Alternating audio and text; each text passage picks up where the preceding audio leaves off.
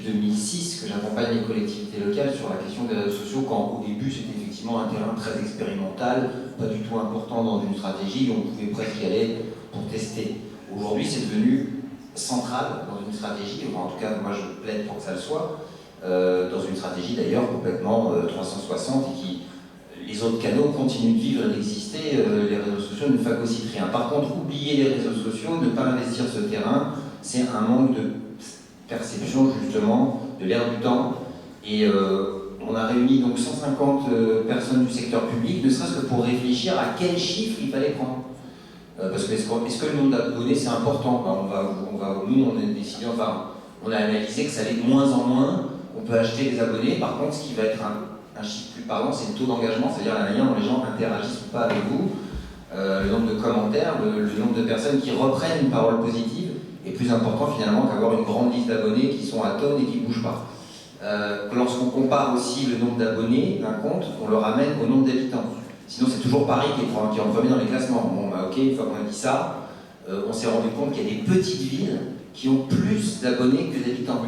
Et qu'il y a des tout petits territoires qui exploitent ces outils de manière vraiment agile et en tout cas intelligente pour avoir ne serait-ce qu'une parole qui n'est pas reprise par la presse, où la presse ne reprend, et ils nous le disent, les territoires, ils ont raison, que les infos négatives.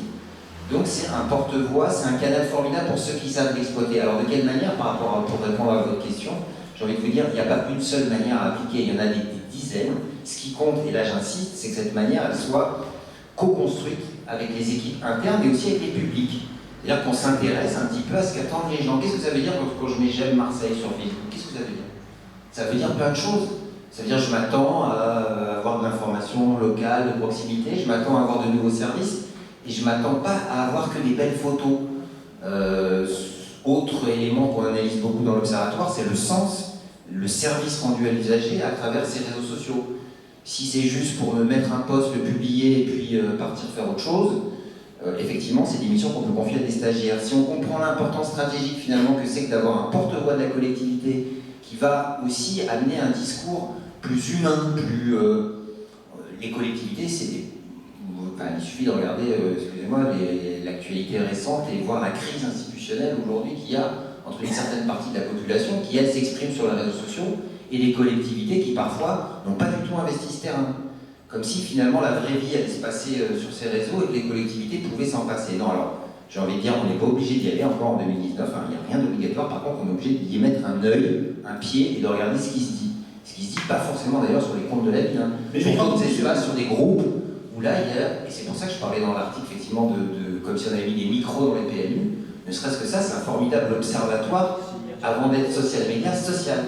Mais comme quand on dit aujourd'hui, on ne peut rien faire, beaucoup de gens disent bon, sur Facebook, on a la réputation peut-être qu'on mérite, mais ça part, et puis on peut rien gérer, c'est inopiné, c'est brutal, c'est surprenant. Est-ce qu'il y a vraiment aujourd'hui une co-construction, comme vous dites, mais une réflexion en amont, une stratégie, et est-ce que cette stratégie, toutes les villes peuvent se la payer? Parce que c'est pas l'expression triviale, parce que toutes les villes n'ont pas un service communication, toutes les villes n'ont pas un service propre à Marseille, et toutes les villes n'ont pas la taille du stade des équipes de Marseille. Donc comment est-ce qu'on fait quand on est aujourd'hui une commune de taille moyenne pour anticiper et co-construire sur les réseaux sociaux? Alors justement à travers l'Observatoire, là vous avez une étude, un premier panorama des grandes villes. On a voulu aller jusqu'aux petites villes. On a recensé 38 000 collectivités locales. Déjà, il n'y avait pas de recensement. Alors déjà, quand je dis territoire, comprenez bien qu'avec l'Observatoire, on a commencé par les collectivités parce qu'il fallait bien commencer par quelque chose, mais on ne s'arrête pas là. On va aller jusqu'aux offices de tourisme, jusqu'aux aménageurs du territoire, jusqu'aux élus, enfin tout ce qui fait vivre finalement le secteur public sur un territoire. Pourquoi pas les universités, les SDIS, hein, les pompiers aujourd'hui font une communication formidable sur les réseaux sociaux, les gendarmeries, enfin voilà, toutes les entités aujourd'hui du secteur public. On a commencé par recenser les collectivités parce qu'il n'y en avait pas. Je suis allé voir Facebook pour leur expliquer notre projet et ils m'ont dit « Ah oui, ça nous intéresse parce que nous-mêmes on ne le sait pas ». Alors évidemment, Facebook connaît les grandes collectivités avec les 5 grandes villes de France, les 3 grandes régions, les 3 plus grandes régions, et les sorties de là, ils sont paumés. Si on leur parle de communauté de communes, communauté d'agglo, alors là, ils ne comprennent plus du tout. Donc, en fait, on a voulu recenser pour voir quel échelon était finalement le plus pertinent. Mais alors, c'est vrai. On dialoguer avec des gens comme Facebook, quand on est aujourd'hui non. Alors, enfin, il faut dialoguer en ayant mis un chèque sur la table ou en ayant un budget pub à dépenser, et là, vous trouvez un interlocuteur. Sinon, c'est très compliqué, évidemment. Quand vous êtes une petite ville et que ça arrive, hein, Il y en a certains qui ont perdu leur code. Alors j'entends ça encore en 2019, hein, je vous jure que c'est pas une blague. Le stagiaire est parti avec les codes. Et on n'a plus la main sur la page, d'accord, très bien. Et ben bonne chance pour trouver un interlocuteur chez Facebook qui vous donnera accès à votre page. Non, c'est très, très compliqué et c'est normal aussi parce que c'est des plateformes qui gèrent des millions de comptes. On ne se rend pas compte que finalement, ils n'ont pas le service humain à mettre derrière. Mais en tout cas, pour en revenir à la question des strates, on n'a évidemment pas du tout le même déploiement sur les petites villes. Alors les petites villes, aujourd'hui, on a vu qu'il y avait justement sur ce palier, alors les petites villes, c'est des villes de moins de 20 000 habitants, hein, c'est le classement.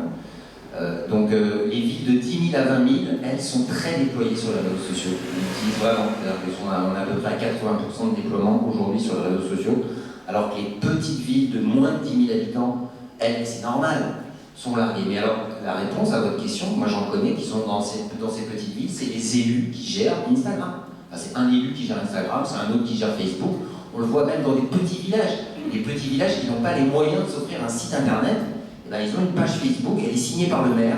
Alors des fois c'est écrit en majuscule, c'est pas super bien, mais peu importe, ça touche les gens.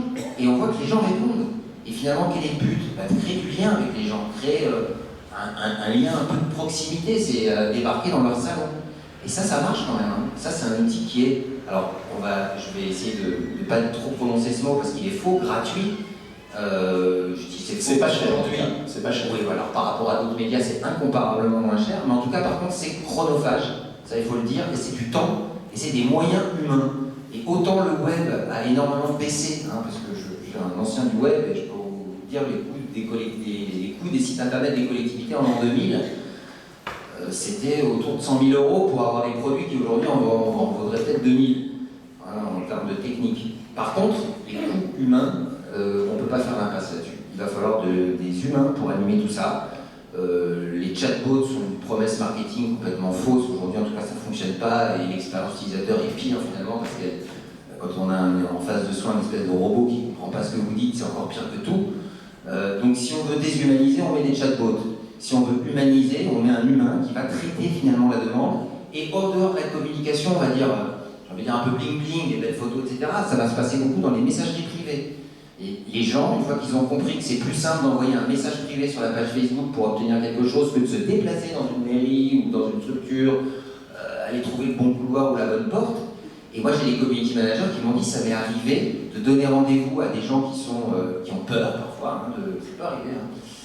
Pas comme ancien ministre, de l'administration, de les accompagner devant la porte, sur le perron de la mairie, hein, c'est son expression, et de l'accompagner dans les couloirs jusqu'au bon service. Donc finalement, c'est une main tendue, c'est un nouveau service, ça réhumanise un peu des entités, sinon qui étaient un peu technocrates et froides, en tout cas perçues comme telles par le grand public. Alors Franck, ça c'est les aspects positifs.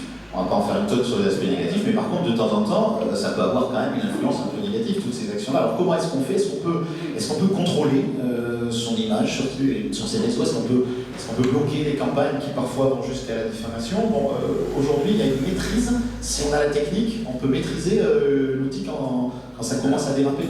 On ne peut pas appuyer sur un bouton pour obliger les gens à parler trop bien. Ça n'existe pas. Par contre, on peut mettre en place des stratégies. C'est ce que fait la ville de Marseille, c'est ce qu'a fait... J'ai envie de citer Lyon parce que c'est presque les inventeurs du marketing territorial de zéro avec la marque Only Lyon. C'est équiper des ambassadeurs, ça veut dire des vrais gens.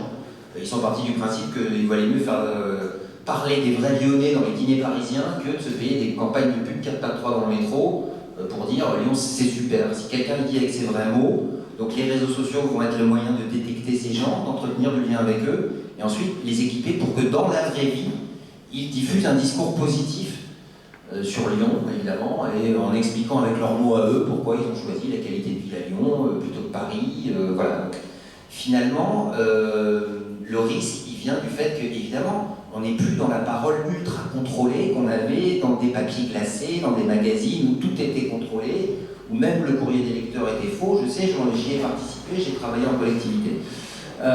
Bon, bref, on peut lui donner un peu le courrier des lecteurs, mais c'est pas grave. Comme beaucoup de gens, par contre, là, le vrai courrier des lecteurs, quand vous le prenez en pleine face, c'est un commentaire, et il faut savoir y répondre, il faut être préparé. Alors, la question est, est-ce qu'on peut le faire? Oui, à condition qu'on ait calé tout ça, qu'on ait travaillé en amont, qu'on ait les ressources humaines suffisantes, et qu'on ait une stratégie qui aille jusqu'à un volet communication de crise. Qu'est-ce qui se passe demain s'il y a une crise dans la ville? Tous les territoires, et c'est triste à dire, mais c'est vrai, qui se sont bien préparés, se sont préparés à une crise terroriste demain. Comment on va communiquer si ça se passe sur mon territoire, dans ma ville, où il y a un minimum de préparation à avoir par rapport à tout ça. Alors évidemment, il y a des crises moins graves, mais c'est une manière, en tout cas, de ne pas se prendre au dépourvu, et c'est finalement beaucoup de réflexion en amont pour, une fois qu'on est dedans, que tout le monde soit rassuré, que les élus, en tout cas, s'y intéressent aussi. Alors, il y a deux types d'élus, je nomme personne, mais on les constate, en tout cas, nous, à l'Observatoire, il y a ceux qui s'en fichent complètement, et qui, finalement, ne mettent pas d'enjeu, donc il n'y a pas aussi de moyens souvent suffisants pour faire vivre ces réseaux, et il faut leur répéter que c'est des moyens humains, et la mobilité interne. Moi, j'ai un conseil départemental qui a réemployé un ancien cantonnier. C'est pas forcément de recrutement externe, ça peut être la mobilité. Et le cantonnier, il est super sur les réseaux sociaux en tant que community manager parce qu'il s'éclate et il aime ce qu'il fait. Donc ça, c'est déjà un point très important. Et puis il y en a d'autres qui, au contraire, mettent trop de regard dedans, disent il ne faut pas écrire comme ça, tu devrais dire ça, et qui n'ont pas forcément les codes et les usages. Et il faut presque les éloigner un peu des réseaux sociaux pour garder un peu un terrain de liberté. Et entre les deux, heureusement quand même, il y a aujourd'hui des élus, mais c'est pas forcément générationnel, là, je tiens à le dire, parce que je vois des élus d'un certain âge, en tout cas, qui ont compris en tout cas qu'il y avait un enjeu, et qui n'ont pas forcément les techniques pour y aller, mais qui laissent les équipes y aller, et qui en tout cas récupèrent les statistiques, voient l'action que fait la ville, et il y aura énormément de retours. Parce que je le répète souvent, quand vous mettez des affiches dans la ville, vous êtes incapable de me dire finalement combien de personnes ont vu l'affiche ou pas, s'ils ont aimé, si c'était des hommes, des femmes, etc. Alors que quand vous allez mettre une communication sur les réseaux sociaux, vous allez avoir un tas de chiffres qu'il va falloir peut-être analyser pour faire évoluer en permanence d'ailleurs ce que vous allez dire. Si vous communiquez de manière un peu atone tout seul et que vous êtes une imperméabilité totale à ce que disent les gens, l'intérêt est moyen. Si vous faites évoluer en permanence ce que vous dites, si vous affinez en fonction des retours des gens, c'est des outils formidables pour, j'ai envie de dire, bêta-tester une idée. Tiens, moi j'aimerais que demain on décline dans le print ce qu'on a finalement testé d'abord sur les réseaux sociaux en disant c'est ce visuel qui marche, c'est ça qui est. Donc ça enclenche des aspects participatifs. Bien sûr, ce n'est que le seul intérêt des réseaux sociaux. Enfin, bien sûr, il y a l'aspect publication rapide, etc. Mais le vrai intérêt, c'est l'interaction. Qu'est-ce qu'on en tire, qu'est-ce qu'on analyse en permanence pour faire évoluer sa stratégie. Ça, c'est vraiment l'intérêt, en tout cas, d'avoir un cadre posé, d'avoir cette réflexion. Et une réflexion qui est aujourd'hui, d'ailleurs, plus simplement l'apanage des services de communication. Ça concerne tous les acteurs de la collectivité. Et c'est intéressant de demander aux autres services, d'ailleurs, de participer, d'être un peu les ambassadeurs internes de cette nouvelle machine. C'est d'ailleurs une très belle opération de com interne. Et on voit qu'il y a des services avec des gens qui nous disent c'est vrai, je suis très content d'apporter ma pierre à l'édifice. Merci beaucoup, Franck Confineau. Je crois qu'on peut l'applaudir pour cette première salle de réponses. Et on aura d'autres parce que je suppose que vous aurez des questions à lui poser dans quelques instants. Et on va donc justement savoir sur le terrain, dans la vraie vie, comment ça se passe à Marseille, avec Sarah Roblot qui va nous expliquer. Pour une ville qui en pointe, là on va quand même commencer un peu dans le satisfecit. C'est vrai que Marseille fait beaucoup sur les réseaux sociaux, que vous êtes bien organisé. Alors expliquez-nous comment ça s'est fait, comment ça a été lancé. Et puis, est-ce qu'il y a cette transversalité dont parlait à l'instant Franck dans vos travaux? Alors bonjour à tous. Alors pour reprendre un peu l'historique, je vais essayer de faire assez bref. La direction d'information à laquelle j'appartiens a été créée en 2015. Donc en fait en 2015, on a hérité des comptes qui avaient été créés par la précédente direction et pour le coup, qui n'avaient pas du tout été investis. Mais vous n'avez pas été obligé de rappeler Facebook, donc il n'y a pas eu de problème. Non, on avait récupéré les comptes. Donc pour le coup en 2015, on avait une équipe assez réduite. Alors je contrecarre un peu ce que vous disiez tout à l'heure sur un peu le mythe. Quand on est une grande ville, on est très nombreux. Aujourd'hui, on a un seul community manager à la ville de Marseille et moi qui l'aide 20% de mon temps parce que je suis responsable d'un service avec 10 personnes. On a une équipe très réduite et pour le coup, comme le disait Franck, je pense que vraiment le moteur de Karim, donc les community managers, et de toute l'équipe, c'est vraiment l'amour de Marseille. C'est-à-dire on aime notre ville, on a envie de la faire rayonner, et du coup on ne compte pas nos heures. Voilà, même si effectivement il y a un système d'astreinte et d'intervention qui est mis en place, 2 semaines par mois, on est quand même pas le week-end, on travaille, on est sur le terrain. Enfin voilà, c'est vraiment, je pense que le premier moteur, c'est l'envie de montrer ce qu'il y a de beau dans notre ville et de la faire rayonner. Donc en 2015, comme je le disais, la ville était très peu présente sur les réseaux sociaux, c'était pas du tout les canaux d'information qui avaient été investis. Donc pour reprendre les chiffres, pardon, parce que moi j'ai préparé un petit PowerPoint. Qui est en train d'arriver. Non mais il n'y a pas de souci, je vais faire sans, de toute manière il n'y a pas de problème. Donc le compte Facebook, Twitter et Instagram de la ville de Marseille avait été créé en 2010. Quand on est arrivé en 2015, il n'y avait que 2000 fans sur la page Facebook. Sur Twitter, il y avait 20 000 followers. Et sur Instagram, il y avait 2000 abonnés. Aujourd'hui, alors c'est vrai que pour le coup, comme je l'ai dit tout à l'heure et comme l'a dit Franck, le premier objectif c'est l'engagement, mais c'est vrai que nous, dans un premier temps, l'objectif c'était quand même d'augmenter les communautés. Parce que deuxième ville de France, 2000 fans sur Facebook, c'était pas possible, quoi. Enfin, vraiment, on avait vraiment envie de... Surtout qu'on est une ville très jeune. Le problème, c'est que tout est visible, justement, là. Voilà. Donc il y avait aussi un peu un challenge, en fait, une volonté d'avoir un peu plus de crédibilité, on va dire, sur les réseaux sociaux. Et puis surtout, voilà, une volonté de développer de nouveaux canaux d'information, qui, comme vous le disiez tout à l'heure, ne sont pas gratuits, mais pour le coup, sont à moindre coût. Une volonté aussi de communiquer de façon, comme vous disiez, dans le salon, en fait, des gens, ils sont chez eux et on leur apporte de l'information sur les services. Vraiment avoir un travail sur ça et de toucher de nouveaux publics et notamment les plus jeunes. Dans Marseille, on est une ville extrêmement jeune et on avait vraiment un déficit de visibilité sur les réseaux sociaux. Donc voilà, l'objectif qu'on s'était un peu fixé au début avec Karim, c'était de rendre à Marseille sa place de deuxième ville de France sur les réseaux sociaux. Donc on est un peu parvenu sur Facebook, on a encore du travail à faire sur Twitter et sur Instagram, mais voilà, on a quand même un peu améliorer ça. La présidente parlait tout à l'heure des belles images. Elle disait que, bon, en effet, à Marseille, on a à la fois une lumière extraordinaire qui est très, très appréciée par nos amis du cinéma, de la télévision, etc. Mais il y a ces images qui sont très fortes. Il y a Notre-Dame de la Garde, il y a les îles, il y a même l'utilisation, vous l'avez dit quand on s'est téléphoné, d'un certain nombre de choses dont on pourrait forcément pas penser quand on parle de réseaux sociaux, comme les îlots artificiels qui ont été immergés en rade de Marseille. En fait, effectivement, en tant que collectivité, et c'est pour ça qu'on est vraiment en complémentarité avec l'Office du tourisme, nous, on ne peut pas faire que de la belle image. C'est-à-dire, au début, on a été tenté un petit peu de contrecarrer les choses négatives qu'on pouvait voir par ailleurs, en montrant des très belles photos de Marseille, en montrant que, voilà, et du coup, ça générait des taux d'engagement très importants. Donc, voilà, on avait beaucoup de réactions, beaucoup de commentaires, voilà, avec des publications qui pouvaient atteindre 15 000, 20 000 likes avec des centaines de commentaires. Pour nous, en tout cas au début, c'était intéressant. Par contre, en tant que collectivité, on ne peut pas se limiter à ça. C'est-à-dire, nous, on est d'abord là pour apporter du service à la population, donc apporter de l'information sur ce qui est fait par les services de la ville de Marseille au service des Marseillais. Et pour le coup, là, on a vraiment essayé de faire un travail là-dessus parce que, voilà, comme beaucoup de choses, quand elles ne sont pas connues, les gens ont parfois a priori négatif. À la ville de Marseille, il y a vraiment des gens qui travaillent, des gens qui sont passionnés et qui essayent dans plein de secteurs de faire des choses positives. Donc l'enjeu qu'on s'est vraiment fixé, c'est d'apporter de l'information sur les services et aussi et surtout, et ce qui est très chronophage, de répondre aux gens. Alors justement, j'ai 2 ou 3 questions précises à poser là-dessus. Qu'est-ce qui répond quand on sait comment aujourd'hui la communication des élus est contrôlée, que tout passe par un service, ça remonte au cabinet, etc. Donc un élu parle, il y a quand même un certain nombre de décisions qui sont prises, savoir lequel va intervenir, etc. Comment est-ce qu'on arrive à mixer cette habitude quand même dans les grandes collectivités et puis la nécessité d'être réactif immédiatement sur les réseaux sociaux? Alors nous, on a la chance d'appartenir à une direction qui est très proche de Monsieur le maire. Donc pour le coup, on a un lien direct avec le cabinet.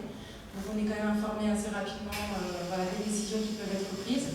Après, quand on a des commentaires par exemple sur des actions qui sont menées par des services, on a des correspondants en fait dans les directions, des correspondants en plus qui sont très familiarisés avec les réseaux sociaux. Et donc pour le coup, ils savent qu'il faut une réponse dans la journée. Donc eux ensuite, ils font évidemment valider par leur directeur. Il y a un processus de validation classique dans l'administration. Mais pour le coup, il y a quand même ce changement d'habitude, on va dire, et ils essaient de nous apporter une réponse assez rapidement. Dans cette époque où on ouvre les données avec cette politique un peu schizophrénique où à titre personnel on veut donner le moins de choses, mais où aujourd'hui les collectivités ont plein de données et sont amenées par la loi à les distribuer, votre travail s'articule avec des data scientists, avec des gens qui travaillent sur la donnée et qui peuvent après la transmettre à des professionnels comme ceux qui sont gérés au niveau du tourisme par exemple. Alors nous sur la partie réseaux sociaux, non. Après sur la partie data pour le site internet, oui, parce qu'on travaille notamment avec Maxime pour l'alimentation de la base de données Bouches-du-Rhône Tourisme qui qui référence en fait tous les événements culturels de la ville de Marseille, en tout cas pour notre partie. Et cette donnée, elle est en open data et elle est transmise à qui la demande d'ailleurs. Enfin, c'est vraiment très ouvert. Et dernière question, on va passer la parole à Maxime et puis vous proposer aussi d'intervenir et puis voir ce que pense Jean-Laurent Cassely de nos débats. Une question sur le matériel. On a parlé beaucoup des investissements humains, si je puis dire. On a dit qu'il y avait des coûts qui avaient beaucoup diminué sur aujourd'hui l'utilisation de ces réseaux. Par contre, on investit un peu dans le mobilier urbain, j'allais dire, puisque vous avez un module, comme certaines villes en ont. À Ottawa, il n'y a pas longtemps, des lettres, des endroits dans lesquels les gens se photographient, ça demande un petit investissement et des choix un peu stratégiques, ça aussi. Alors en fait, c'est un module qui a été créé quand on a lancé le nouveau site internet de la ville de Marseille en 2015. Et c'est un module, alors je n'ai pas du tout les chiffres parce que ça n'a pas du tout été géré par ma direction, mais effectivement, on voulait un peu donner de la visibilité sur ça, et donc le choix a été fait d'investir sur un module qui du coup tourne beaucoup dans la ville depuis pratiquement 5 ans. On vous le demande, c'est ça? On vous dit, on aimerait bien que le module soit... Alors en fait, l'idée c'est de le déplacer, en fait on le déplace un peu partout dans la ville pour que tout le monde puisse en bénéficier, et on essaie surtout de le garder pendant l'été devant l'hôtel de ville, puisque finalement c'est là où les gens... Et donc vous apercevez que des gens se prennent en photo, font des selfies devant ce module, et donc c'est un point important pour l'attractivité de la ville aussi. Oui, tout à fait. Après, c'est vrai qu'en termes de marketing territorial, on a beaucoup travaillé, la direction de la communication a travaillé depuis 2014 sur une marque, qui est la marque Nous sommes Marseille, que vous avez peut-être vu passer par ailleurs sur les réseaux sociaux, dans la ville. Donc nous, on nous avait demandé de décliner en fait au digital cette marque, d'essayer de trouver des leviers d'activation, des choses qui pouvaient surtout rendre la marque vivante, parce qu'en fait tout l'enjeu d'une marque, selon moi, mais c'est pas seulement la collectivité qui doit acheter de l'espace d'affichage et donner de la visibilité à la marque. Une marque, elle fonctionne si les gens s'en emparent. Donc en fait, le levier que nous, on a essayé de mettre en place là, depuis quelques mois, sur notre compte Instagram, puisque comme je vous disais, on n'a qu'un seul community manager, donc on a un peu aussi fait les choses comme on a pu, mais de partager en fait tous les contenus qui étaient utilisés avec ce hashtag, donc tous les gens, tous les Marseillais qui sont les meilleurs ambassadeurs de la ville finalement, qui prennent des photos de Marseille et qui partagent leur contenu avec ce hashtag. Donc nous, on les reprend sur Instagram. Et on a aussi demandé à la direction de la communication s'il était possible d'avoir un espace d'affichage en fait dans la ville, qui nous permettent en fait de donner la parole à des Instagrammeurs qui sont très actifs sur les réseaux sociaux et qui pour le coup font le travail merveilleusement bien en termes de marketing territorial. Et donc du coup on leur donne cet espace de visibilité, on affiche leurs photos et du coup ça les stimule aussi un peu pour continuer à alimenter cette marque. Merci beaucoup de votre intervention. On peut applaudir là aussi Sarah et puis je pense que... Alors Maxime, la question un peu directe, c'est de savoir si derrière toute cette stratégie, il y a des retombées, notamment pour une activité qui est prépondérante et essentielle à Marseille, qui est celle du tourisme, le tourisme donc de loisirs, mais aussi le tourisme d'affaires, les deux étant d'ailleurs assez imbriqués, puisqu'on sait que beaucoup de gens par Facebook disent « Je suis allé à Marseille pendant le congrès, il faut que j'y retourne, vous pouvez y aller pour vos vacances ». C'est un peu comme ça que ça se passe. Oui, c'est un petit peu comme ça. Bonjour à tous. En fait, nous sommes étroitement liés avec la ville, évidemment, la ville et le donneur d'ordre de l'Office du tourisme, mais si la ville n'a pas une bonne image, nous, derrière, on râle, évidemment. Donc on travaille ensemble pour communiquer sur tous les réseaux. La différence, c'est que nous sommes dans des services très souvent marchands. Alors peut-être pas en direct, on ne vend pas forcément tous les produits sur nos sites, mais par contre, derrière, notre objectif, c'est évidemment de faire venir des touristes qui consomment du restaurant, de l'hébergement, des produits touristiques. Je dirais que c'est une mission d'aider pour ça. Notre action sur l'office concerne bien sûr la ville, c'est-à-dire avoir de l'expérientiel. Ce qui est important aujourd'hui, c'est que le client puisse dire « j'étais à Marseille », le chinois, l'anglais, et derrière dire « j'étais à Marseille, j'ai fait ça, c'était super ». Donc ça, on travaille beaucoup là-dessus. On vient de d'embaucher notre nouvelle responsable digitale qui a 30 ans, qui avait une agence, je dirais, du côté de Rouen, là-haut, et qui est venue retrouver son chéri à Marseille, donc on en a profité parce qu'elle est très performante, et donc elle est en train de nous remettre une petite révolution dans la place. Donc, parfois les choses sont simples, Et donc on a un community manager à l'Office du tourisme, mais on essaie de maîtriser le discours. C'est là où la nuance, la liberté, oui, il faut laisser beaucoup de liberté dans la rédaction, par contre, évidemment, il y a une trame directrice sur qu'est-ce qu'on veut raconter sur la direction. Donc, je dirais les collaboratrices et collaborateurs de l'Office qui sont mandatés, entre guillemets, dans chaque service pour pouvoir communiquer, ont quand même une ligne de conduite pour donner, je dirais, une information qui va dans le bon sens, dans le sens de l'Office et dans le sens de la vie, puisque nous sommes partenaires, nous sommes Marseille, la campagne, on l'a choisi aussi avec nous, on a décidé tous ensemble, parce que c'est important de toute façon de se mettre en synergie, on ne va pas lancer notre marque. Alors on parle beaucoup des réseaux sociaux, mais on parlait des plateformes aussi dans cette réunion. Donc par rapport à des utilisations comme par exemple de Airbnb ou par rapport à TripAdvisor qui donne des classements de resto, et puis il y a quand même beaucoup de gens qui regardent aujourd'hui ces classements-là, et on voit parfois qu'il y a des tables superbes qui sont classées à 300, 400 places. Bon, quelle est votre réaction par rapport à ça et votre possibilité éventuellement d'action? Parce qu'il y a parfois, on a l'impression que les gens ont un fonctionnement un peu stéréotypé. Je vais sur TripAdvisor, je choisis mon resto en fonction de s'il est dans les 10 premiers. Ça, de toute façon, il faut bien se dire que les géants aujourd'hui sur les OTA n'avons pas les moyens. Toutes les villes réunies européennes. Les OTA, c'est en fait tous les réseaux de vente qui sont en ligne, en fait, d'agences de voyage, parce que derrière TripAdvisor, il y a une économie, derrière les ventes, et ainsi de suite. Donc on n'est pas en mesure de les contrer. Honnêtement, je vois par exemple Booking, il y a une quinzaine d'années, nous avions une centrale de réservation, on faisait 10 000 nuitées, on vendait 10 000 nuitées, aujourd'hui on en vend 200, parce que les Booking, autre chose, ce sont des gens qui investissent 1 million d'euros, 1 million de dollars par mois de communication, donc on est complètement largué, tout ce qu'on connaît. Même Accor qui aujourd'hui, par exemple, sur Booking, donne 17% de commission, donc même eux qui sont quand même le leader mondial n'arrivent pas à suivre. Voilà, donc c'est pas nous qui allons contrer ça, mais c'est pas notre stratégie. Nous, aujourd'hui, TripAdvisor, de toute façon, ils sont leaders sur leur marché. Donc on a pris avec les autres offices du tourisme et la région un outil qui s'appelle Fairguest. Fairguest, c'est quoi? C'est en fait un agglomérateur de petits TripAdvisor pour en fait contrer le poids de TripAdvisor seul. Donc il y a une dizaine de donneurs d'avis qui peuvent, je dirais, diminuer le poids de TripAdvisor.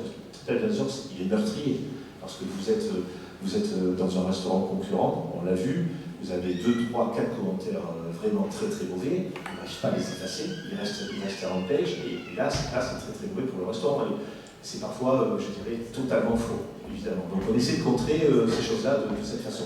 Après, sur les autres réseaux, là aussi, on essaie de travailler avec tous les autres offices du tourisme, avec les départements, avec la région, on parle de la base de données. Mais aujourd'hui, il y a une initiative qui est très intéressante, je la souligne parce que c'est pas nous qui l'avons vu, en plus c'est le comité régional du tourisme. Il travaille avec Waze, donc il a passé un accord avec Waze. Pourquoi? Parce que dans certains sites, comme le site des Lavandes et le plateau de Lavansol, alors ça c'est les mariages chinois. Voilà, alors ça c'est le mauvais côté du tourisme. Donc juin, juillet, vous avez tous les Chinois qui viennent faire des photos dans les champs d'Avant. Parce qu'il y a eu une série chinoise. Exactement, c'est une série chinoise. Donc je dirais, les agriculteurs là-haut sont à saturation totale de Chinois. Ils poussent même la débilité, excusez-moi, parce que franchement là je suis assez. C'est vraiment pas le bon côté du tourisme. Comme évidemment au mois de mars, au mois d'avril, pas de floraison, dès la vente. Donc ils font des grands panneaux 4x3 avec des photos de champs de lavande et avec des têtes, vous savez, vous mettez votre tête. Donc ils tiennent, ils font quand même 10 000 km pour venir là, puis ils se prennent en photo avec la tête dans le faux champ de lavande.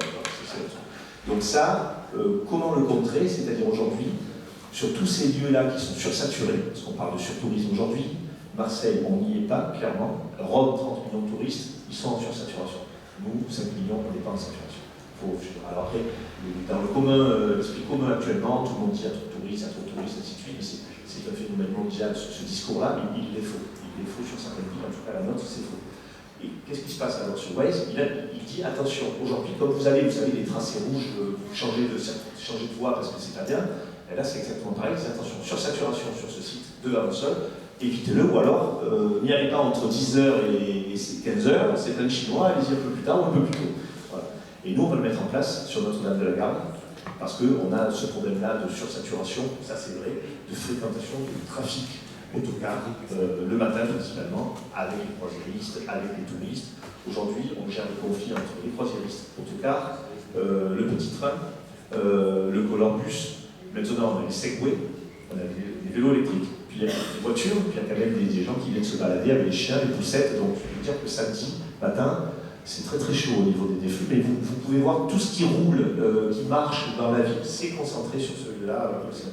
Est-ce qu'il y a une conséquence chiffrée de cette image développée, ne serait-ce qu'en nombre d'abonnés, même si ce n'est pas la seule référence, ou de followers de la ville de Marseille, ça a eu des conséquences que vous avez pu mesurer sur le nombre de nuitées Oui, sur le nombre de nuitées, entre 2013 par exemple et 2018, parce que souvent on dit que l'effet Marseille est retombé depuis 2013, ça ce sont les détracteurs habituels, on a gagné 250 000 nuitées uniquement sur de l'hébergement marchand. Je ne parle pas d'hébergement au niveau des locations saisonnières type Airbnb et autres. Donc 2013 nous a permis véritablement de changer de dimension. On a monté une marche et aujourd'hui on est sur une marche. On se bagarre, je vois au congrès sur d'autres opérations, sur les plus grandes villes européennes, mondiales, chaque fois sur le congrès, c'est vraiment le cas, on gagne, on perd. En ce moment, on est dans une phase où on gagne beaucoup d'affaires. Bon, ça tourne. Donc on est vraiment, je dirais, on a gagné les parts de marché. On le voit aussi comment, parce que bien sûr notre site internet se développe, les réseaux sociaux, nous notre hashtag c'est Choose Marseille, on le développe pas mal, et on a aussi notre initiative qui est intéressante, c'est qu'on a créé avec Aix-en-Provence et avec Arles, parce que là on parle du marché chinois, donc évidemment pour eux, on s'associe beaucoup avec d'autres villes quand on va sur le marché étranger, pour les villes de Provence, et on a créé un compte de chat et un compte Weibo également, qui est animé par une franco-chinoise qui s'appelle Camille, qui est en contrat avec nous, et on voit tout de suite cette clientèle-là qui, alors c'est toute autre méthode que nos réseaux sociaux, c'est-à-dire on n'écrit pas pareil, c'est pas présenté pareil, donc il faut le faire par des gens du cru, sinon on n'est pas capable de le faire. Et on voit véritablement le succès de leur parler à ces gens-là. Parce qu'eux aussi, ils ont des choses à raconter, eux aussi, ils ont un expérientiel à donner. Et on était il y a 5 jours avec le consul général de Chine qui, fort gentiment, nous a réuni à peu près une trentaine de Chinois qui vivent à Marseille, dans les environs, à Aix, à Avignon. Vous avez dedans, je dirais, le directeur commercial des moteurs Baudouin, qui est à Cassis. Vous avez Rico, les téléphones, donc la directrice générale, elle est chinoise. Donc on leur a dit, venez, on lance nos comptes, ce sont des comptes plutôt touristiques, racontez comment vous vivez ici. Voilà, simplement. Voilà, donc ils commencent à poster ces choses-là, et donc c'est tout nouveau, mais on va avoir une montée en puissance assez forte, parce que attaquer des marchés comme ça, les opérations de promotion traditionnelles, c'est une goutte d'eau dans un océan infini, faire une campagne de prix ou une campagne, c'est trop cher. Et puis c'est plus comme ça qu'on communique avec ces gens-là, donc il faut vraiment changer cette chose. Dernier point, pardon, c'est pas parce qu'on a un Facebook ou des réseaux sociaux français, moi je le vois, et qu'on essaie de traduire. Pour la Chine, c'est évident pour tout le monde, il faut qu'on parle chinois. Mais c'est également vrai pour les autres pays. Vous ne faites pas un compte Facebook, vous ne contactez pas la clientèle belge avec des informations que vous avez, vous, générées en France. Il faut faire parler ces gens-là parce que culturellement, on est vraiment très différents. Alors, on parle la même langue, ils sont juste à côté, ils sont comme nous, ils ont deux bras de jambes, mais ce n'est pas du tout les mêmes comportements de consommation.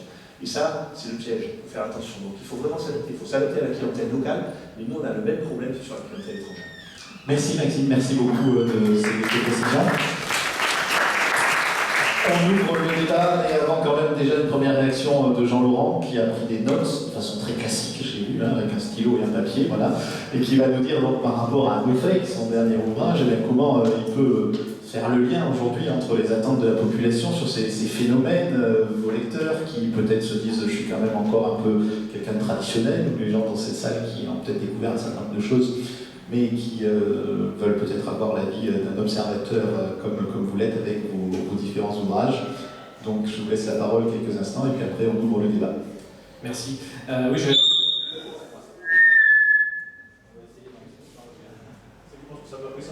Ok. On repart. Oui, j'avais pris quelques notes avant de venir parce que j'ai reçu très opportunément un mail d'une start-up qui fait sa pub. En général, quand les start-up font leur pub, elles font des classements. Donc là, c'est une start-up qui a fait un classement des visites les plus instagrammées, des sites les plus instagrammés par ville en France. Donc à Paris, le musée du Louvre, au Mont-Saint-Michel l'Abbaye, Versailles le château, Marseille le Mucem. Donc en fait, c'est un classement qui montre que Instagram ne change rien dans la mesure où les lieux les plus Instagrammés sont les lieux les plus visités. Alors ça, c'est la première, c'est la manière un peu de transformer le débat et de dire attention, le tout Instagram. En fait, je pense il y a énormément d'articles en ce moment depuis quelques années sur Instagram, sur le rôle d'Instagram. Instagram est quelque chose de fondamental, il y a plus d'1 milliard d'utilisateurs, notamment dans les jeunes générations. Ça a bouleversé l'image, la publicité, le tourisme, énormément de secteurs. Et en même temps, quand on regarde sur le long terme, on en parlait avec Laurent tout à l'heure, je serais curieux de savoir s'il y a vraiment un site, un lieu sur Terre qui n'avait pas d'existence, qui n'avait pas de potentiel esthétique avant Instagram et qui en a trouvé un grâce au réseau. Je pense qu'en fait, souvent, les lieux qui sont Instagrammés sont les lieux, en fait, pour prendre une analogie, c'est les lieux depuis lesquels on envoyait des cartes postales. Quand vous regardez ce qu'est le logo d'Instagram quand il a été fondé en 2010, le logo d'Instagram, c'est un Polaroid des années 70. Il y a une fascination, un fétichisme chez Instagram pour le vintage. Et les années 70-80. Donc en fait, toute leur esthétique et tout leur discours a constitué, a joué avec ce côté un petit peu vintage. Et en fait, on emploie souvent le qualificatif de Instagrammable. Instagrammable, ça veut dire joli, mignon, etc. Ça veut dire surtout qu'il y a certaines qualités qui ont fait une bonne image sur Instagram. Et c'est quoi cette qualité? C'est souvent d'avoir un peu de patine, d'être ancien ou d'avoir l'air ancien. Et du coup, c'est vrai que les sites touristiques et les villes anciennes ont un vrai potentiel sur Instagram. À l'inverse, on peut raisonner par l'absurde, quels sont les lieux qu'on n'Instagramme jamais? Les grands ensembles, les centres commerciaux, les lotissements pavillonnaires. Vous verrez rarement des Instagrammeuses se balader dans un centre commercial le week-end et en poster des photos.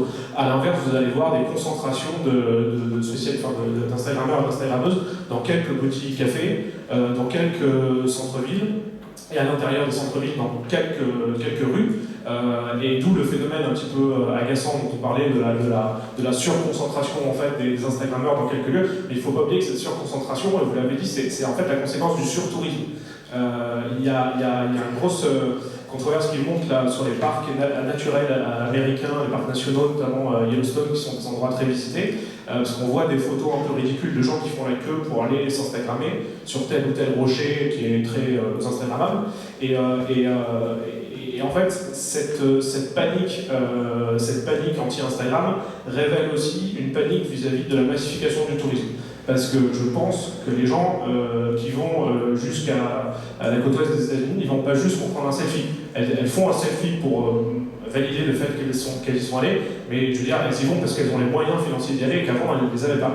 Donc en fait, Instagram est arrivé en même temps que cette massification, cette internationalisation des flux touristiques. Et ça pose une vraie question. Voilà. Et l'autre truc que je voulais vous dire, j'en profite, hein, donc j'ai le micro,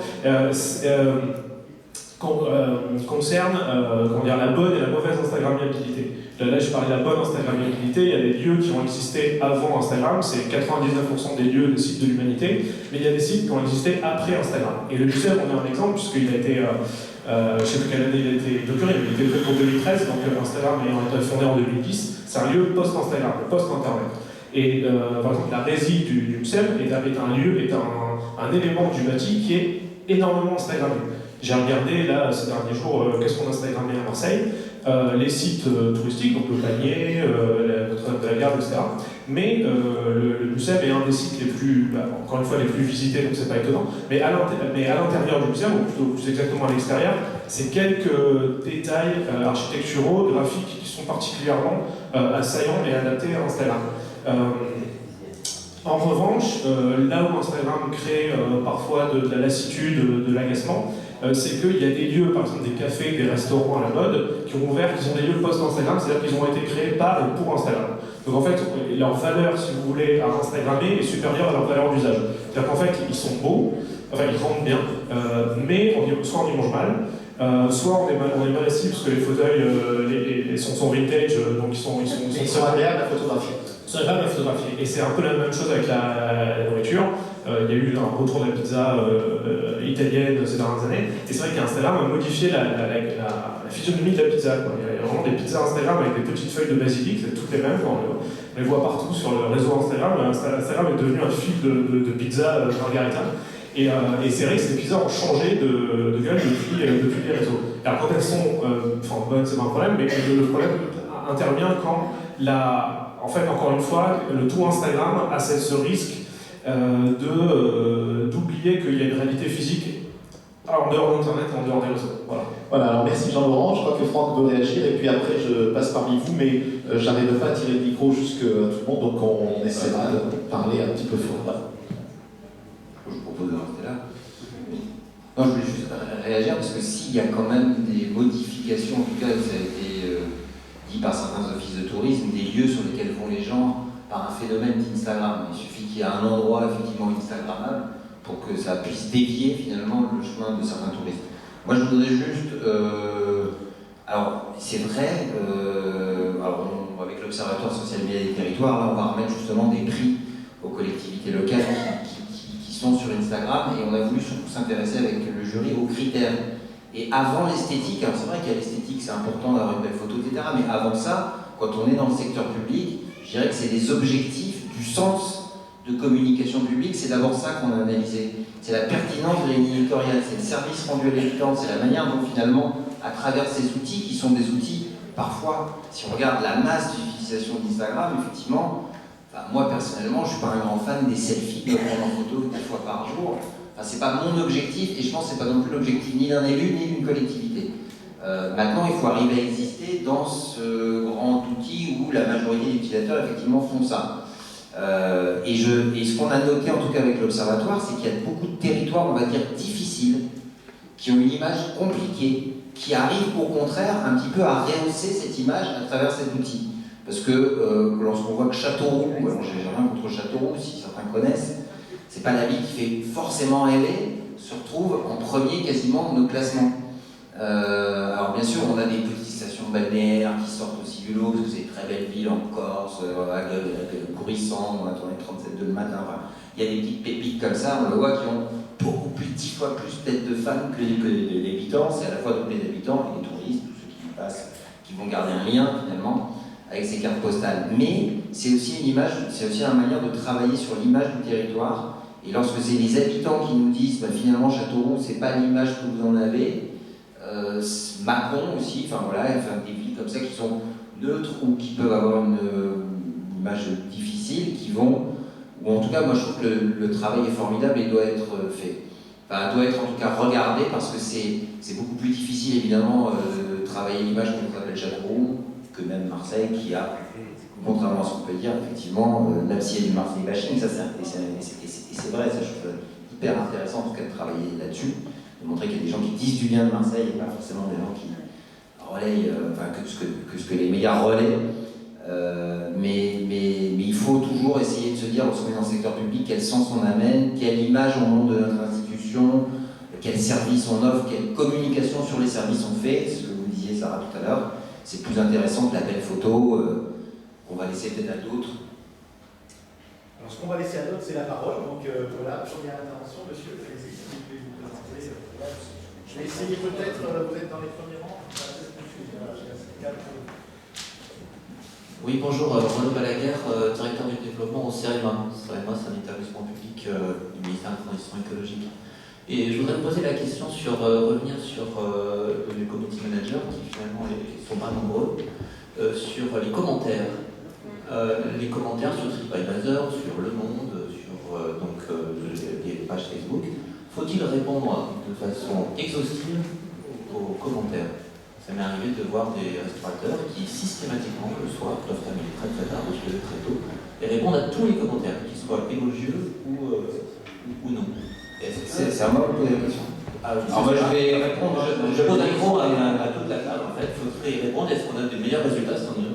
Alors je reviens pour dire un mot sur les plateformes, parce que c'était pas le sujet forcément sur lequel on m'interrogeait. Moi je distingue énormément une plateforme comme TripAdvisor, où il peut y avoir effectivement les commentaires, y compris du concurrent,